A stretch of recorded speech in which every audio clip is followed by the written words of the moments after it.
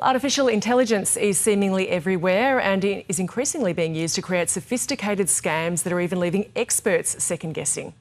2025 report from the National Anti-Scam Centre found Australians lost $945 million to investment scams last year. That's accounting for almost half of the total $2 billion fleeced by scammers.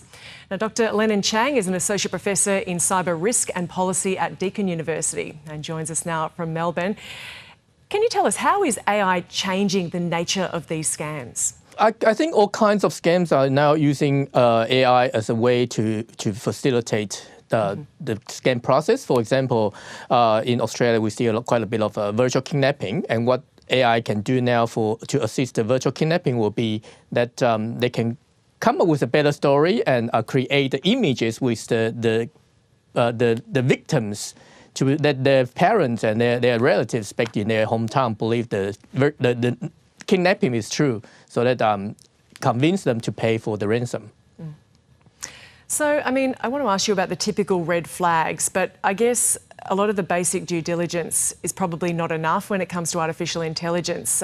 You know, some of those past rules for verification go out the window. What does go out the window in this? So what can't we trust anymore, and what can we use to verify this? Yeah, it's actually making all the in old days we suggest people to do the fact checking and do the due diligence, but it makes the story even this kind of due diligence even difficult now, as the story can even be made up. So in the past, when we suggest people who don't know whether this scam or not, we ask them to go to the website to check whether that's the feedbacks are positive, whether there's a huge a long feedback. But all these kind of things can be generated by AI now. So even if they create a website, it can be perfectly like a normal ones or the real ones. So it's become very difficult for us to really double check.